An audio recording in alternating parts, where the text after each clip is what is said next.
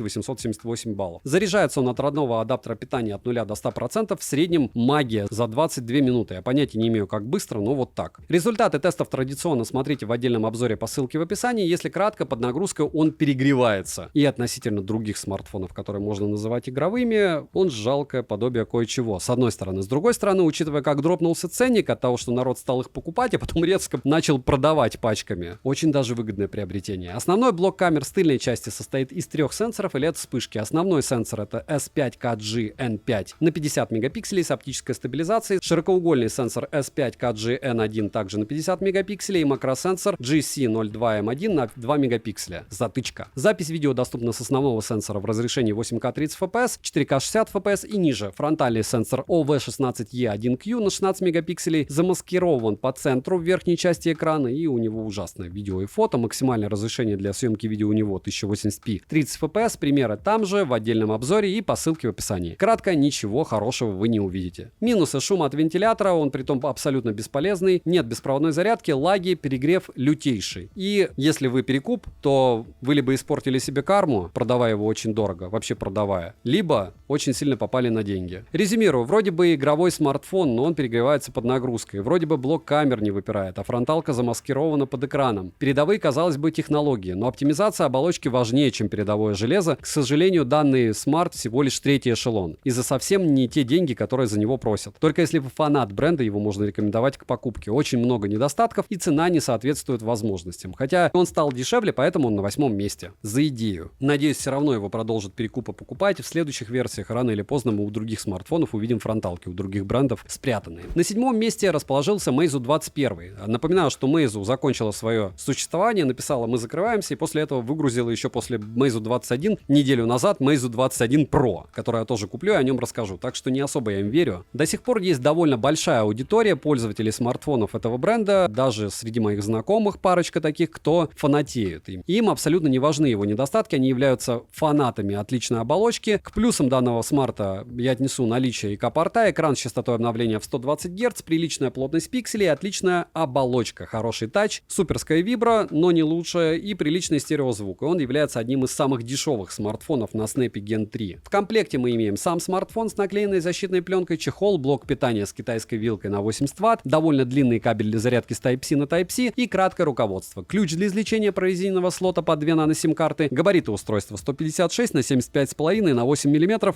без блока камер. Вес устройства 200 граммов. Приобрести Meizu 21 можно в черной, белой, зеленой и фиолетовой расцветке. Тыльная часть выполнена из стекла, а рамка алюминиевая. Собран смарт хорошо, материалы тактильно приятные. В руке данная модель лежит неплохо, пользоваться одной рукой комфортно. На корпусе расположили кнопку питания, качели регулировки громкости, разъем USB Type-C OTG версии 2.0, 2 микрофона, основной динамик разговорный, который также выступает в роли основного. Звучание хорошее, громкости достаточно. В целом по звуку в данной модели вопросов лично у меня нет. Все неплохо. Но помним, что любая колонка за 2000 рублей будет играть лучше, чем любой смартфон за 100 тысяч рублей. Размер имеет значение. Вибромотор линейный M-Engine Ultra, тактильно приятный и настраиваемый. В блоке камер можно заметить LED-подсветку в виде кольца. Настроить ее можно, и удобно, что ее можно использовать как индикатор уведомлений. Как элемент дизайна выглядит это интересно. интересно. Смартфон оснащен AMOLED-дисплеем Samsung на 6,55 дюйма и разрешением 2340 на 1080 пикселей. Экран покрыт стеклом, устойчивым к царапинам, он плоский. Плюс этого дисплея — это минимальные рамки, смотрятся они хорошо. Цветовая гамма 100% DCI-P3, HDR10+ поддерживается, плотность пикселей 393 ppi, а пиковая яркость 1800 нит. При измерении яркости он выдает 950 люксов на 100% яркости и с включенной функцией автоматической регулировки яркости экрана в 1800 люксов. Частота обновления экрана максимум 120 Гц, плюс на 10 касаний экран откликается очень плохо. Частота регулировки шима 1920 Гц, шим поднимается до отметки 15%, что довольно хороший результат. Полноценный АО в наличии, разблокировать экран можно при помощи ультразвукового сканера отпечатков пальцев, Ultrasonic M-Touch версии 2.0, внедренного в экран и распознаванием лиц. Сканер отпечатков пальцев работает шустро и корректно, хоть и взбывают проблемы со сканером, а распознавание лица срабатывает хорошо даже под небольшим углом. Зарегистрировать можно до 5 отпечатков пальцев и 2 лица. Процессор стандартный для сегодняшнего топа, вы уже знаете какой он, так как графический процессор Adreno 750. Операционная система Fly ME 10 на базе Android 14 версии, интерфейс доступен только на китайском и английском языках. В настройках можно найти большое количество функций и технологий для улучшения взаимодействия со смартом. К примеру, есть ряд настроек для экрана или для оптимизации расхода аккумулятора, плюс игровой режим, оперативная память LPDDR5X на 8 или 12 гигабайт, внутренняя память UFS 4.0, на выбор 256 гигабайт, 512 гигабайт, и все. Имеется поддержка Wi-Fi 7 серии, функция VoLTE, поддержка 5G сетей с технологией M-Smart 5G версии 3.0, для 4G сетей Band 7 на борту, а вот 20-го нет. Связь Smart ловит хорошо у меня и стабильно ловил, датчик приближения отрабатывал корректно, Bluetooth чип установлен в версии 5.3, аудиокодеков на борту достаточно. NFC-модуль в наличии, можно без проблем устанавливать MirPay и оплачивать покупки NFC-модулем. GPS-тест в городских условиях показывает стандартную точность до 3 метров. Емкость аккумулятора 4800 мАч,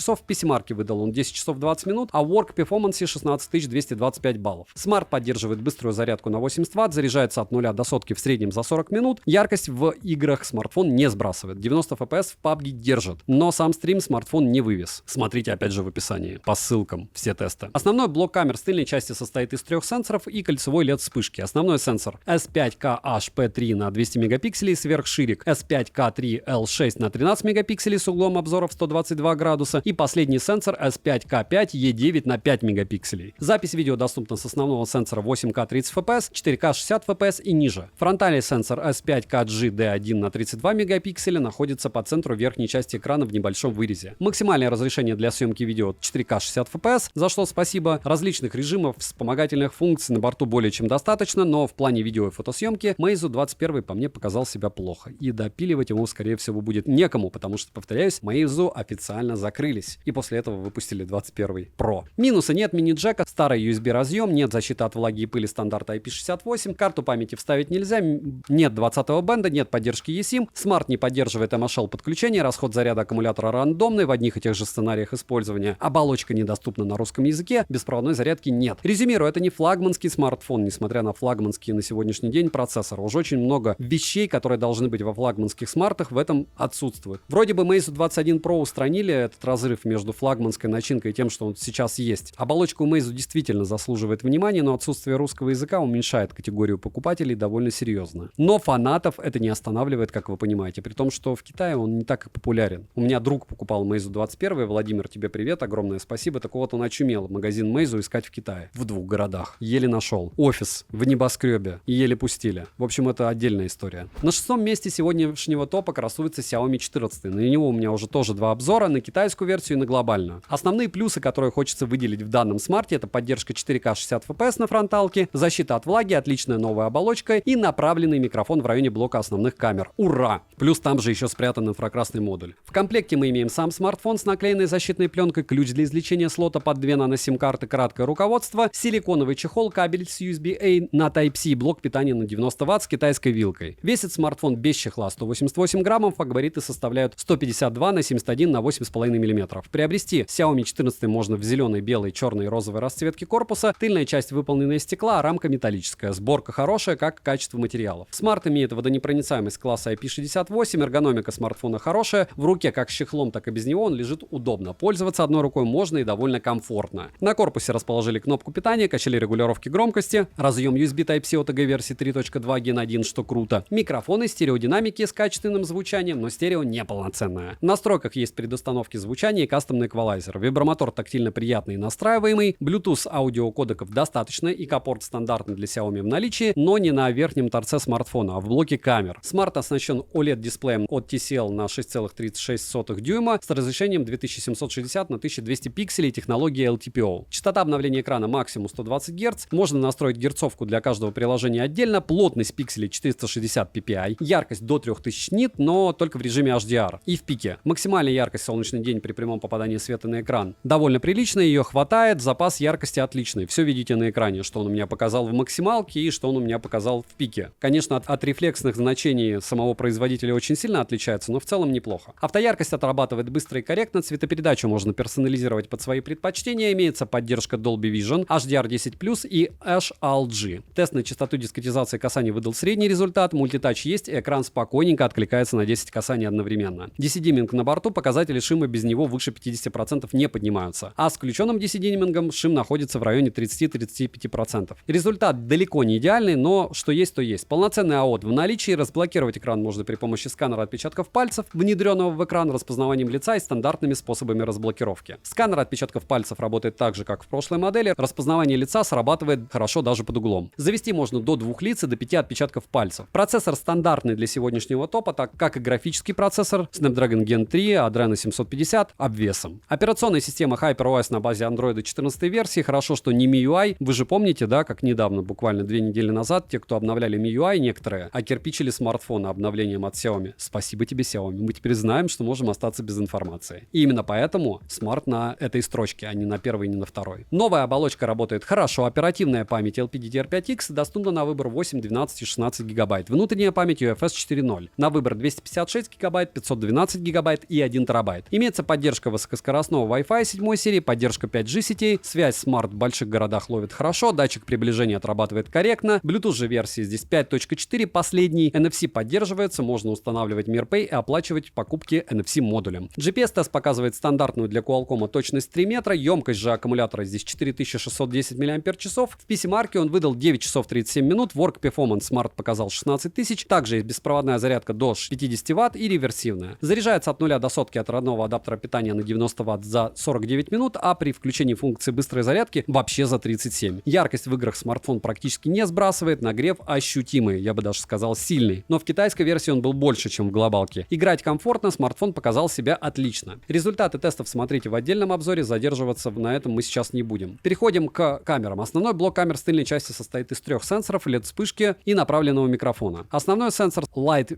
Fusion 900 на 50 мегапикселей с оптической стабилизацией, апертурой 1.6 и лазерной автофокусировкой, сверхширик на 50 мегапикселей с углом обзора в 115 градусов и апертурой 2.2, но без автофокуса, и телеобъектив Samsung S5KGN 1 на 50 мегапикселей с фокусным расстоянием в 75 мм, оптической стабилизацией, апертурой 2.0. Запись видео доступна в разрешении 8К 24 FPS, 4К 60 FPS и ниже. Цифровая стабилизация также на борту, как оптический зум 3.2X вместе с цифровым. В стоке много различных функций, фильтров. В общем, поиграться есть чем. Фронтальный сенсор OmniVision на 32 мегапикселя находится в верхней части экрана по центру. Максимальное разрешение для съемки видео у него 4К 60 FPS. Ограничения по видеосъемке отсутствуют. Камеры не запотевают. Перегрева я не обнаружил при длительной видеосъемке. Отличия в качестве фото и видеосъемки в сравнении с прошлой моделью Xiaomi 13 есть, но не скажу, что они значительны для обыкновенного пользователя. Минусы: нет автофокуса на сверхширике, шим не радует. В китайской версии для нас, конечно, минусами являются 7 и 20 бенд, их отсутствие, поддержка eSIM отсутствует и нет русского языка. Все это русский язык можно допилить, но это все равно не романтично. Искать потом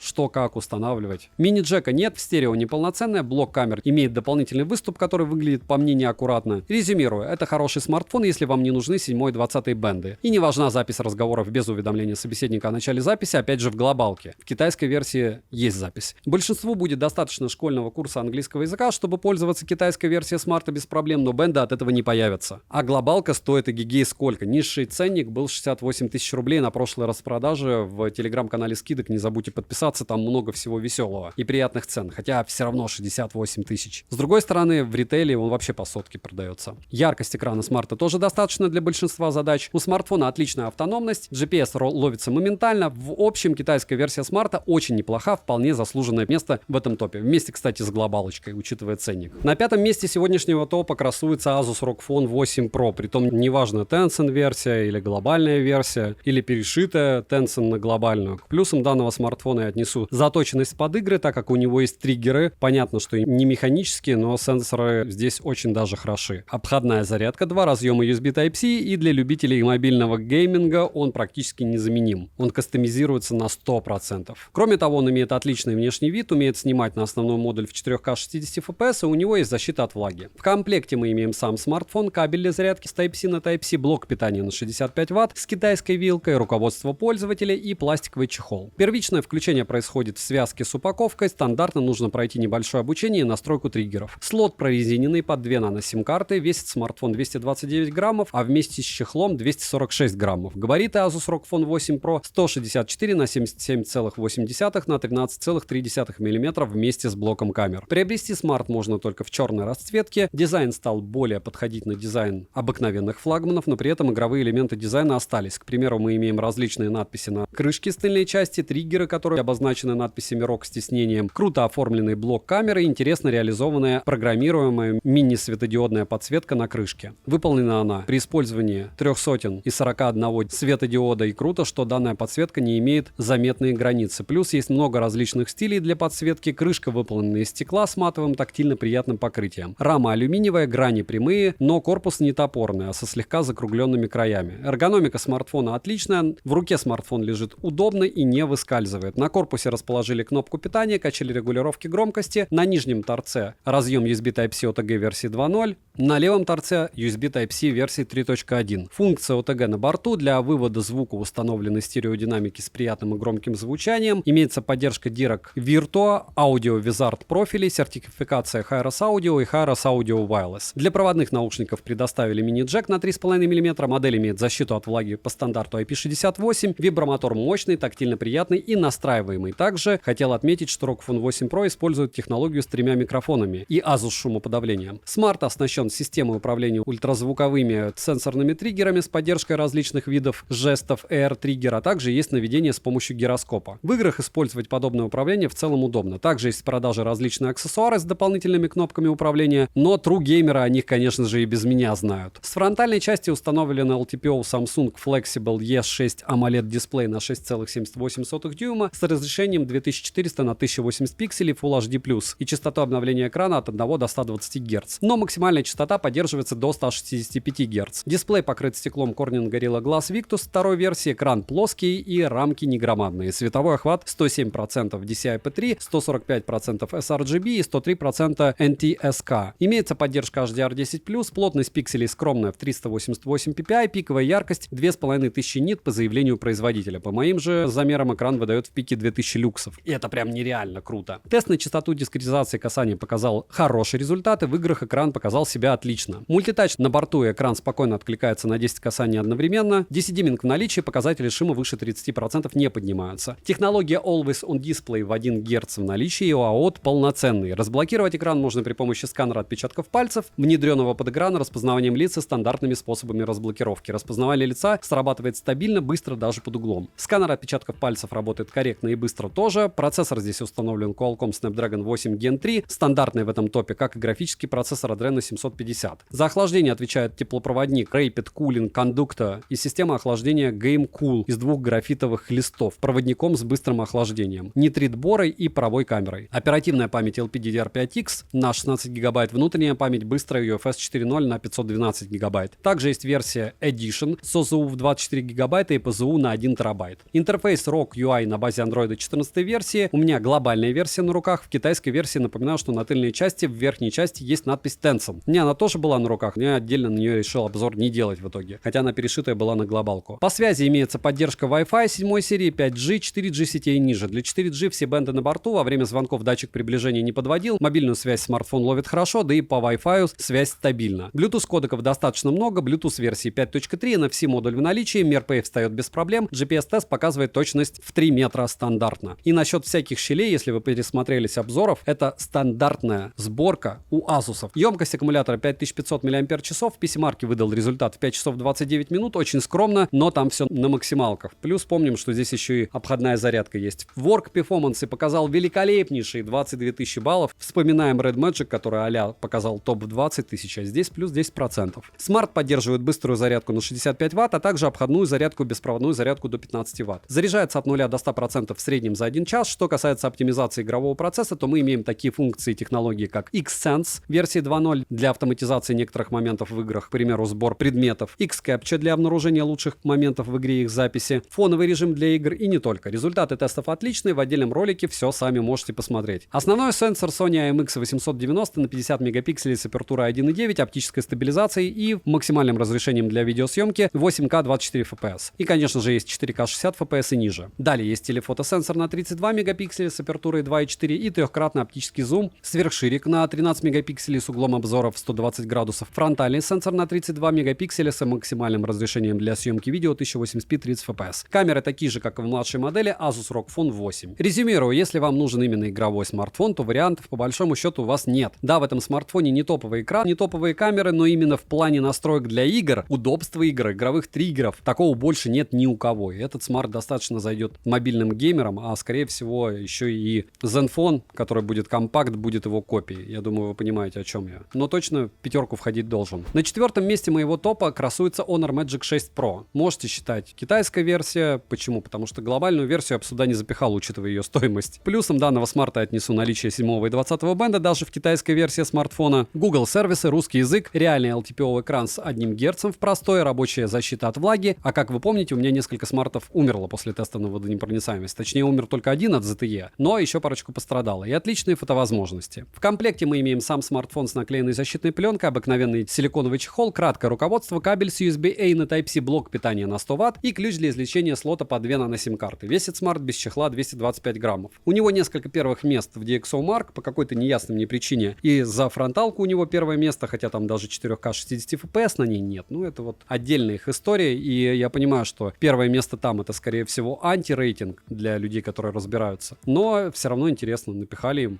наград за экран там, за фронталку. Вау. В продаже есть белая, черная, синяя, зеленая и фиолетовая расцветка данной модели. Рамка алюминиевая, а тыльная часть в данной расцветке как будто из эко-кожи. В руке Magic 6 Pro лежит удобно, из рук он не выскальзывает, но пользоваться одной рукой не совсем комфортно. На корпусе расположена кнопка питания, качели регулировки громкости, разъем USB Type-C OTG версии 3.1, за что плюс, как и за наличие К-порта. Есть защита от влаги по стандарту IP68, далее есть микрофоны и стереодинамики с поддержкой звуковых эффектов DTS X Ultra. Звук не топовый, но неплохой, но кастомизации нет. Для Bluetooth аудио устройств список кодеков маленький по мне. Bluetooth чип версии 5.3, напоминаю, что последняя версия 5.4 почти у всех стоит, ну кроме Honor. Вибромотор довольно простой и не настраиваемый, это прям вообще эпичный фейл. В плане ПО Honor меня убил в этом смартфоне. Кастомизация нулевая. Смарт оснащен OLED Full View LTPO дисплеем на 6,8 дюйма с разрешением 2800 на 1280 пикселей, закругленными краями, защитой Honor Nano Crystal Shield, плотностью пикселей в 453 ppi, частотой обновления экрана от 1 до 120 Гц, поддержкой HDR10+, Dolby Vision и HDR V-Vid. Рамки ощущаются большими, а вот подбородка нет. Пиковая яркость по заявлению производителя космическая в 5000 нит, но по моим замерам пиковая яркость 1800 люксов. Притом это довольно круто, хотя увидел я ее всего один раз. Тест на частоту дискретизации касаний выдал плохой результат. Мультитач, конечно же, есть, и экран спокойно откликается на 10 касаний. Частота регулировки шима здесь суперская, 4320 Гц, шим выше 20% не поднимался, что хорошо, но не эталонно. Полноценный Always On дисплей в наличии. Разблокировать экран можно при помощи сканера отпечатков пальцев, внедренного под экран, распознаванием лиц и стандартными способами разблокировки. Сканер отпечатков пальцев работает хорошо, завести можно до 5 отпечатков. Ко всему, несколько одинаковых отпечатков пальцев зарегистрировать нельзя. Распознавание лица срабатывает быстро и корректно даже под углом. Завести можно биометрические данные двух лиц и двух лиц в маске. Летим дальше. Процессор стандартный для этого топа, как и графический процессор. Оперативная память LPDDR5X и доступна на выбор 12 и 16 ГБ. Внутренняя память UFS 4.0 на выбор 256 ГБ, 512 ГБ и 1 ТБ. Операционная система Magic OS 8 на базе Android 14 версии. Система работает неплохо, русский язык в стоке есть, как и Google сервисы. Для безопасности установлен дискретный чип безопасности Honor S1, а для улучшения соединения не только Honor C1+.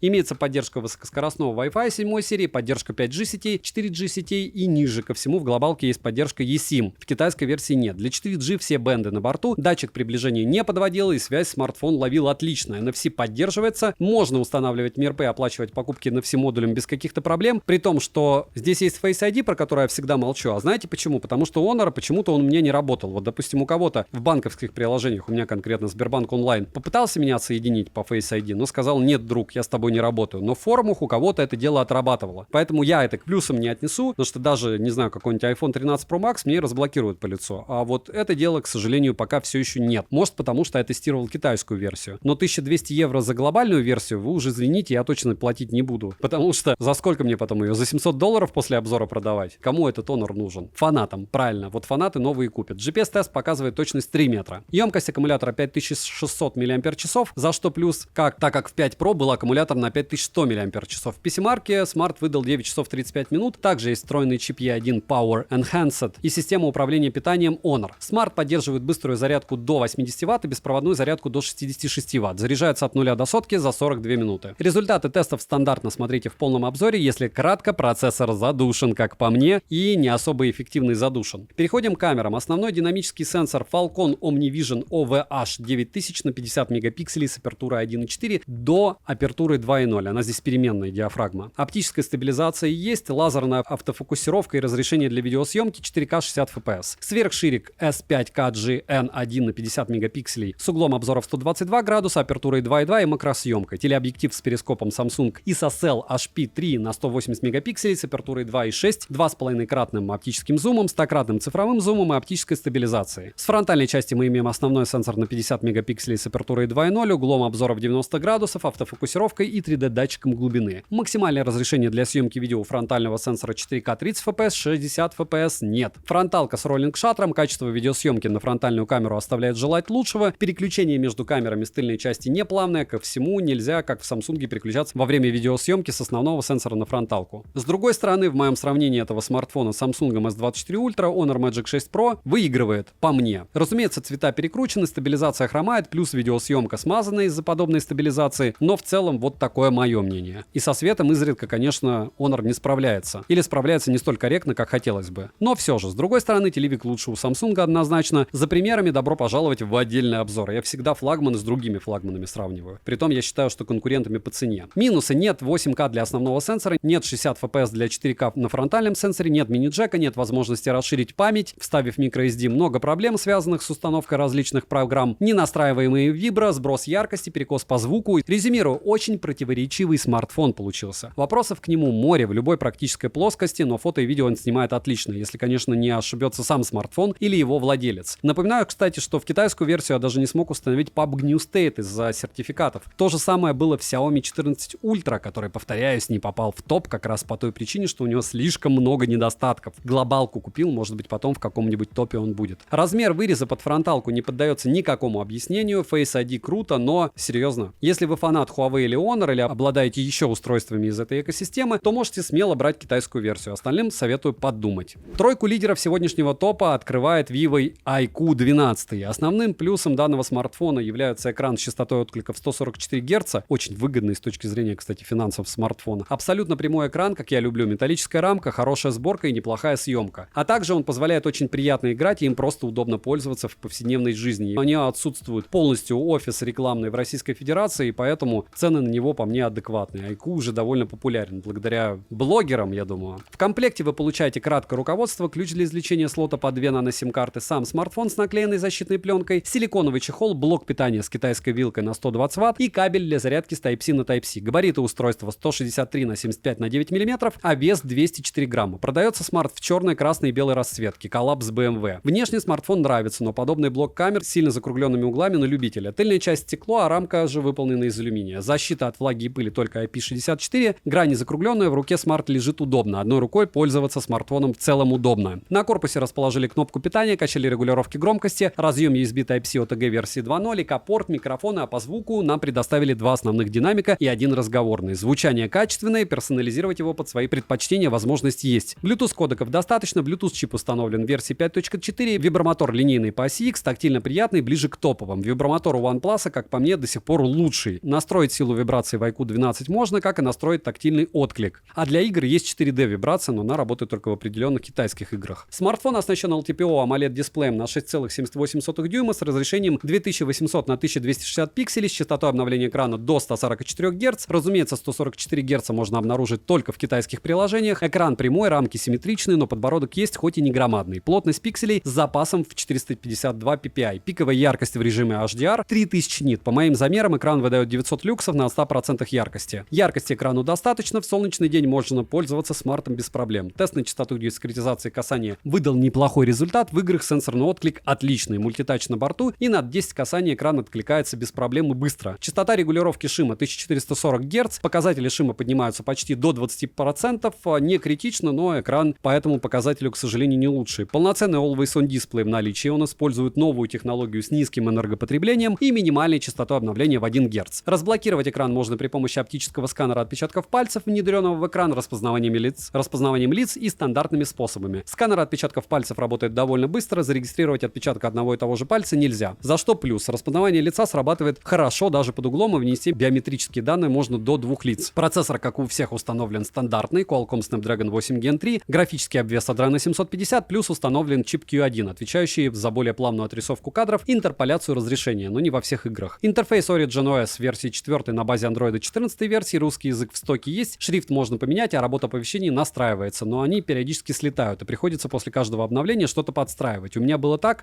по крайней мере. Оперативная память LPDDR5X на 12 и 16 гигабайт, внутренняя память UFS 4.0 на выбор 256 гигабайт, 512 гигабайт и 1 терабайт. Имеется поддержка Wi-Fi 7 серии, поддержка 5G сетей, 4G сетей ниже. Для 4G 7 и 20 бенд на борту. Связь Smart ловит отлично, звучание во время разговора хорошее, проблем с датчиком приближения у меня лично не было. Запись разговора на борту без уведомления о начале записи NFC смартфон же поддерживает. И на данный момент можно устанавливать MirPay и оплачивать. GPS-тест показывает точность 3-4 метра, что стандартно. Емкость аккумулятора здесь 5000 мАч.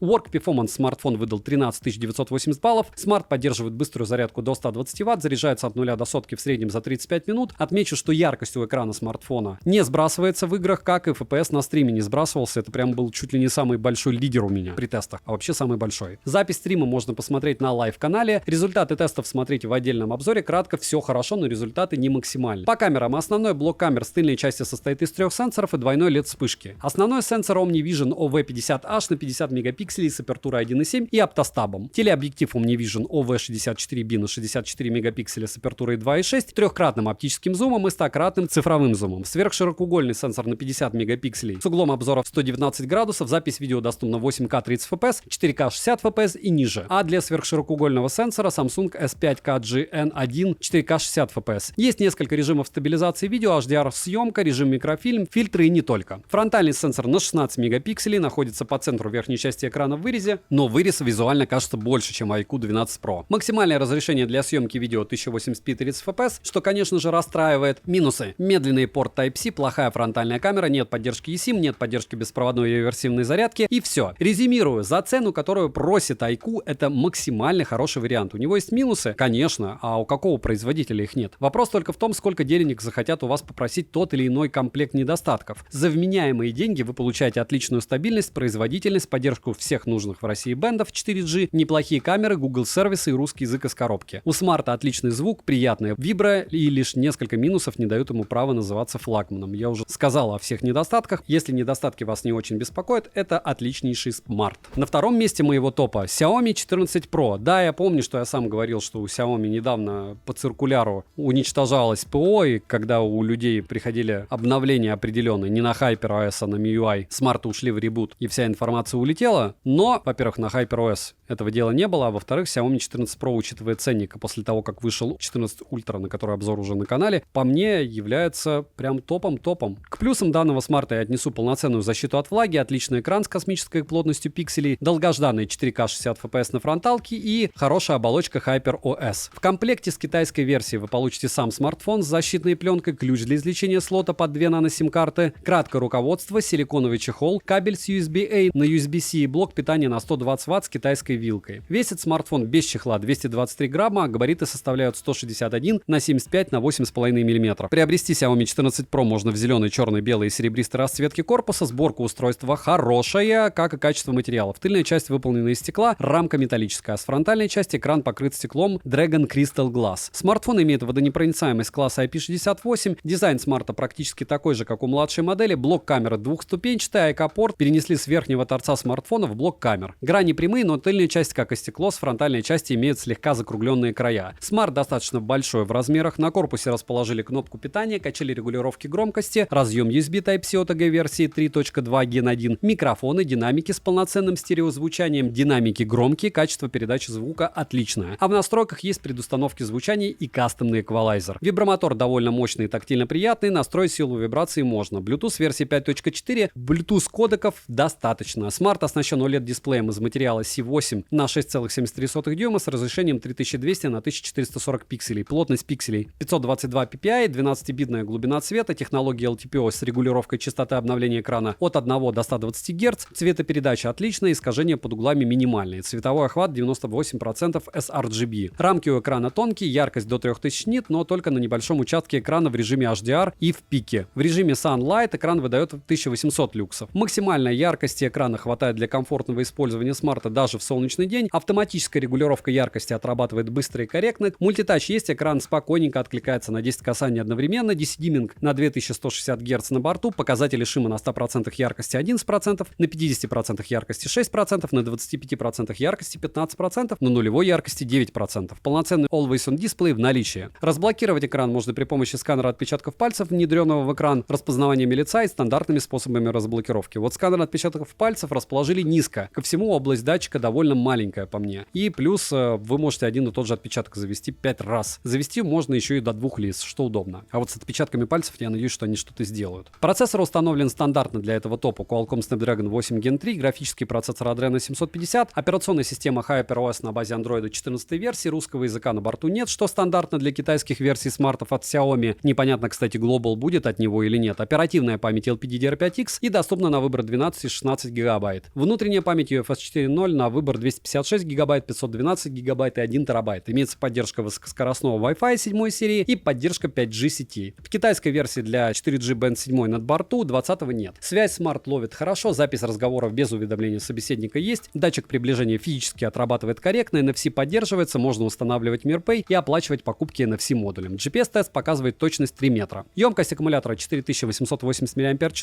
Work Performance он показал 14972 балла, довольно скромно. Смарт поддерживает беспроводную зарядку до 50 Вт и реверсивную зарядку. Заряжается от 0 до сотки от родного адаптера питания на 120 Вт за 23 минуты. Смарт отлично справился с моими тестами, играть комфортно, яркость смартфон сбрасывает, есть заметный нагрев в области блока камер, но не критичный. Результаты тестов, повторяюсь, смотрите на остальных моих каналах и на подробных обзорах. Переходим к камерам. Основной блок камер с тыльной части состоит из 3 сенсоров. Основной сенсор Light Hunt 900 на 50 мегапикселей с оптической стабилизацией, апертурой от 1,4 до 4,0, фокусным расстоянием 23 мм и лазерной автофокусировкой. Сверхширик Samsung GN1 на 50 мегапикселей с углом обзора в 115 градусов, автофокусом, апертурой 2,2. Телеобъектив Samsung GN1 на 50 мегапикселей с фокусным расстоянием 75 мм, оптическая стабилизация, апертурой 2,0. Запись видео доступна в максимальном разрешении 8К 24 FPS, 4К 60 FPS и ниже. Цифровая стабилизация также на борту, как оптический зум на 3,2 вместе с цифровым. Хотя там они химичили, посмотрите в отдельном обзоре. И они все-таки дохимичили, что он теперь 3,2, но это чуть-чуть обманка. Фронтальный сенсор на 32 мегапикселя находится в верхней части экрана по центру. Максимальное разрешение для съемки видео 4К 60 FPS. Отмечу, что в плане фотосъемки смартфон показал себя не с лучшей стороны. За примерами добро пожаловать в основной обзор, как всегда. Но видео меня порадовало. Минусы довольно габариты и увесистый смарт. LED-вспышка на блоке камер выглядит дешево. Максимально маленькая область сканера отпечатков пальцев. Фронталка хоть и снимает в 4К, но качество видео оставляет желать лучшего. Мини-джека нет 20-го бенда, как и нет поддержки eSIM. Она возможна только в глобалке. Резюмирую, данный смарт имеет ряд недостатков, которые озвучил вам. Ряд из них устранится со временем, программным путем, а часть из них останется навсегда. Я имею в виду отсутствие 20-го бенда в китайской версии и отсутствие eSIM для примера. В целом смарт хороший, если вас не пугают его недостатки, то он супер. Да и цену Xiaomi периодически выставляют очень заманчивую на распродажах. Ну и как вы догадались, лидер сегодняшнего топа это Samsung Galaxy S24 Ultra. Хорошо, что они только на одном этом процессоре делают этот смарт. Я не слышал, чтобы они на Exynos что-то выкатили, как в S24. К плюсам данного смартфона я отнесу наличие всех характеристик, которые должны быть у настоящего флагмана. Это полноценная защита от влаги, LTPO экран, флагманская плотность пикселей, яркость экрана, единственный в своем роде смарт с поддержкой стилуса, притом он прям с ним идет, с огромным количеством функций, поддержку работы и во многих приложениях. Хотя, опять же, в перспективе потом еще и платить будете, да? В скромном комплекте вы получите сам смартфон без наклеенной защитной пленки, кабель для зарядки с Type-C на Type-C, документацию и ключ для извлечения слота под 2 нано-сим-карты. Блока питания и чехла в комплекте нет, что уже привычно. Габариты устройства 162 на 7 1,79 на 7,9 мм без блока камеры. Вес смартфона 235 граммов. Поставляется данный девайс в желтой, черной, серой и фиолетовой расцветке. Тыльная часть смарта выполнена из стекла с матовым покрытием. Рамка титановая, если его сравнивать с S23 Ultra, данная модель стала выглядеть не столь аккуратно. Опять же по мне. С одной стороны. С другой стороны, многие между S23, 22 и 21 Ultra вообще разницы не увидят внешне. И между S24. В любом случае дизайн практически не менялся. Блок камер выглядит так же. Но в S24 Ultra теперь прямой экран, а не водопад. За что от меня отдельный огромный плюс. Собран смартфон отлично, качество материалов приятное, из рук смарт не выскальзывает, но он широкий и одной рукой им не всегда комфортно пользоваться. Смарт имеет водонепроницаемость по стандарту IP68, на корпусе расположили кнопку питания, качели регулировки громкости, микрофоны, динамики, слот по 1 на сим-карту и разъем USB Type-C OTG версии 3.2 Gen 1. Смарт поддерживает функцию Samsung DeX, Android Auto, SmartThings, Smart Switch и так далее. Ко всему, смарт построен на удобной операционной системе One UI 6.1 на базе Android на данный момент 14 версии. Интересных фишек с персонализацией интерфейса и подобным использованием большое количество, а что касается различных технологий нововведений с использованием искусственного интеллекта, то со всеми этими функциями мы уже давно знакомы из других приложений. Переводчик с поддержкой ИИ не поддерживает на данный момент русский язык, к сожалению, не факт, что будет. Для персонализации звучания на борту есть предустановки под разные сценарии использования, Dolby Atmos для игр и даже кастомный эквалайзер. Динамики громкие, качество звука отличное, но только если не сравнивать его с яблоками, например. Bluetooth предпоследней версии 5.3, список поддерживаемых кодеков нереально скромный. Силу вибромотора настроить можно и вибрация тактильно приятная, но у OnePlus мне нравится больше. Samsung Galaxy S24 Ultra имеет встроенное электронное перо S Pen, использовать его удобно, но не скажу, что я им постоянно пользовался. Вообще многие, кто приобретали данный смарт, ему не пользовались. Но в целом его наличие не лишнее. Перо оснащено некоторым количеством различных жестов для управления, и это не просто обыкновенный стилус для того, чтобы можно было удобнее пользоваться смартфоном, а именно устройство, которое поддерживает даже управление умной бытовой техникой, можно создавать скетчи и так далее. Смарт оснащен дисплеем Dynamic AMOLED 2X на 6,8 дюйма с разрешением 3120 на 1440 пикселей, защита Armor, плотность пикселей 505 ppi, пиковая яркость отличная 2600 нит, но по моим замерам их он не показывает, но яркости смарту достаточно. Частота обновления экрана адаптивная от 1 до 120 Гц, но в простой экран показывает 24 Гц. Тест на частоту дискретизации касания выдал хороший результат, в целом в играх экран показал себя отлично в плане сенсорного отклика. Мультитач, конечно же, есть, экран откликается на 10 касаний одновременно, полноценный AOT на борту, шим поднимается до 30, иногда до 40%, и это лучше, чем шим в 110% в прошлогодних моделях. Но в любом случае это плохой результат. Разблокировать экран можно при помощи сканера отпечатков пальцев, внедренного под экран распознаванием лица стандартными способами. Сканер отпечатков пальцев работает стабильно и быстро, но можно завести несколько раз один и тот же отпечаток пальца, прям как в Xiaomi, а максимально можно завести всего 4. Странно. Распознавание лица срабатывает хорошо, зарегистрировать можно биометрические данные двух лиц. К концу вы уже точно знаете, какой здесь установлен процессор, это ирония. Qualcomm Snapdragon 8 Gen 3, графический процессор Adreno 750. И не будем говорить, что это special for Samsung, потому что это все лирика. Оперативная память LPDDR5X на 12 гигабайт, внутренняя память UFS 4.0 на выбор, 256 гигабайт, 512 гигабайт и 1 терабайт. По связи имеется поддержка высокоскоростного Wi-Fi 7 серии, поддержка 5G сетей, 4G сетей, ниже ко всему есть еще поддержка eSIM. Для 4G Band 7, 3 и 20 на борту, агрегация вся есть, связь смартфон ловит хорошо и датчик приближения не подводил. Запись разговора в стоке отсутствует. NFC-модуль в наличии, Samsung Pay работает не во всех регионах, GPS-тест показывает точность 3 метра, что стандартно для Qualcomm. Емкость аккумулятора 5000 мАч,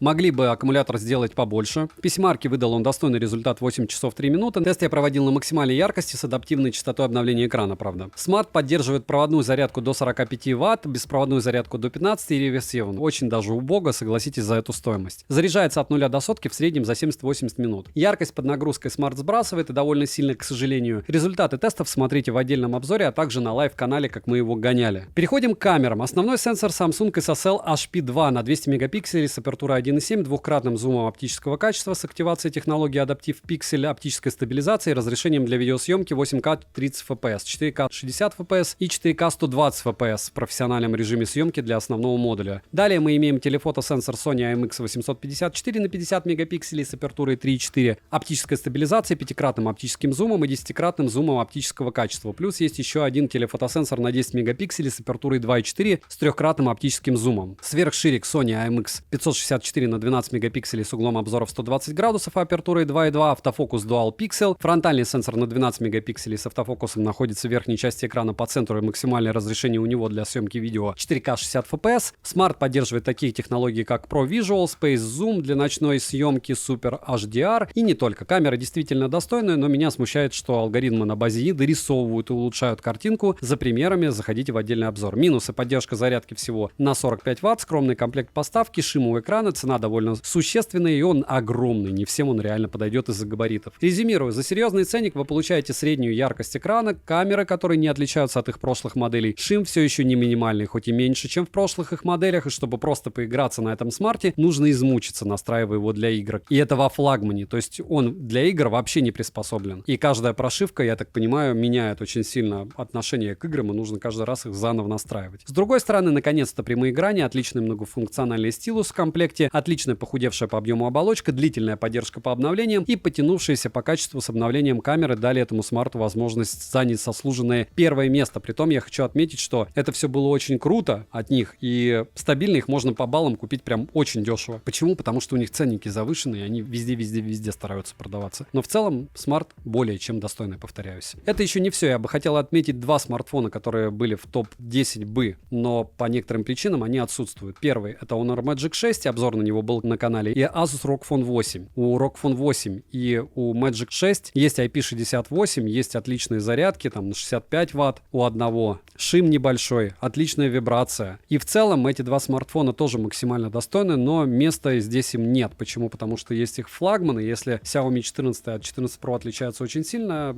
эти два смартфона очень сильно не отличаются от своих топовых собратьев. Поэтому на них обратите еще внимание. Возможно, вам не нужно тратить столько денег, и вы можете купить что-то скромнее. По большому счету, там те же тапки, только в профиль. Они, разумеется, будут в топе субфлагманов, которые в скором времени я выгружу. Надеюсь, вы поставите лайк за труды, подпишитесь на телеграм-канал скидок взаимопомощи и мой личный телеграм-канал по ссылкам в описании. Напишите в комментах, чтобы вы выбрали из этих смартфонов, либо у вас свой выбор. И напоминаю, что да, есть еще Vivo, еще много всего, но там другие причины, почему их здесь нет. У меня есть стримы, посвященные тому, как надо подбирать смартфон.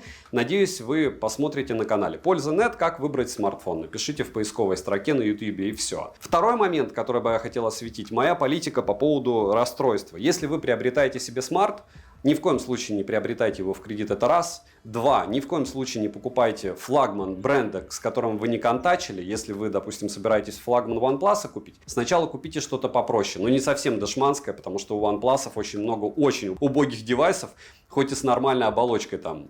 Допустим, Nord 3 приобретаете или 12R, потом уже идете на флагман, или Ace 3, или S2 Pro, много вариантов. Если вы собираетесь покупать Xiaomi, сначала покупите что-то попроще, там Xiaomi 13, чтобы понять, как оболочка будет у вас работать.